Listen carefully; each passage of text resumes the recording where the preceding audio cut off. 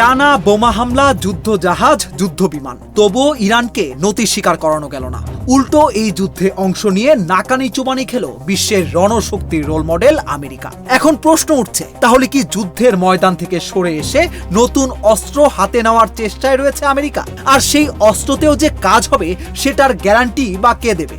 বোমার চেয়ে নাকি অর্থনৈতিক নিষেধাজ্ঞায় ইরানকে বেশি দুর্বল করে দেবে? ওয়াশিংটনের ভেতর থেকেই এখন এমন বার্তা আসছে, কিন্তু বাস্তবতা কি সত্যিই তাই, নাকি সামরিক চাপ কাঙ্ক্ষিত ফল না দেওয়ায় এবার কৌশল বদলাতে বাধ্য হয়েছে ট্রাম্প প্রশাসন?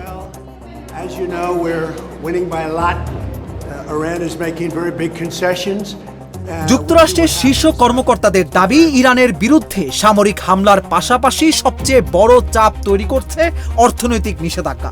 তাদের বিশ্বাস, বোমা যতটা ক্ষতি করেছে দীর্ঘমেয়াদে তার চেয়েও বড় আঘাত দিতে পারে মার্কিন ট্রেজারির নিষেধাজ্ঞা। মার্কিন কর্মকর্তাদের ভাষ্য অনুযায়ী ইরানের অর্থনীতি এখন নানা চাপের মুখে। ব্যাংকিং খাতে উদ্বেগ বাড়ছে, জ্বালানির ঘাটতির খবরও উঠে এসেছে। যদিও দীর্ঘদিন ধরেই পশ্চিমা বিশ্বের নানামুখী নিষেধাজ্ঞা কোনোভাবেই দমাতে পারেনি ইরানকে। এদিকে প্রেসিডেন্ট ডোনাল্ড ট্রাম্প সাময়িকভাবে ইরানের ওপর মার্কিন হামলা স্থগিত রাখার পর কূটনৈতিক আলোচনার সম্ভাবনাও সামনে এসেছে। তারপরও ওমান, কাতার ও পাকিস্তানের মধ্যস্থতায় দুই পক্ষের মধ্যে যোগাযোগ অব্যাহত রয়েছে বলে বিভিন্ন আন্তর্জাতিক গণমাধ্যম জানিয়েছে।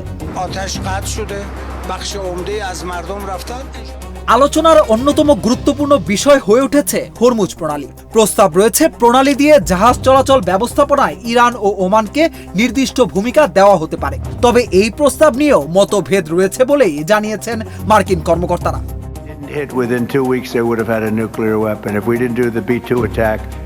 তবে ওয়াশিংটন স্পষ্ট করে দিয়েছে, শুধু আলোচনা নয়, ইরানকে বড় ধরনের ছাড়ও দিতে হবে। যুক্তরাষ্ট্র চাইছে তেহরান তাদের অবশিষ্ট পারমাণবিক উপাদান ছেড়ে দিক। অন্যদিকে ইরান চায় ভবিষ্যতে আর হামলা না করার নিশ্চয়তা এবং জব্দ করা সম্পদ ও নিষেধাজ্ঞা থেকে মুক্তি। হোয়াইট হাউসের প্রেস সেক্রেটারি ক্যারোলিন লেভিট জানিয়েছেন, প্রেসিডেন্ট ট্রাম্প কূটনৈতিক সমাধান চান, তবে প্রয়োজন হলে সব ধরনের বিকল্পই টেবিলে রয়েছে। তবে এই কৌশল নিয়ে প্রশ্ন কম না।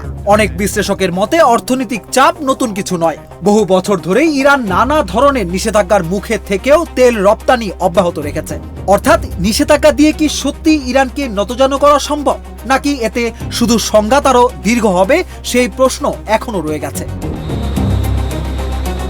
একদিকে বোমা হামলা থেমেছে, অন্যদিকে অর্থনৈতিক অবরোধ আরো কঠোর হচ্ছে। এখন দেখার বিষয়, নিষেধাজ্ঞার এই নতুন কৌশল কি সত্যি ইরানকে আলোচনার টেবিলে আনতে পারে, নাকি আগের মতোই আরেকটি দীর্ঘ অচলাবস্থার দিকে এগোচ্ছে মধ্যপ্রাচ্য।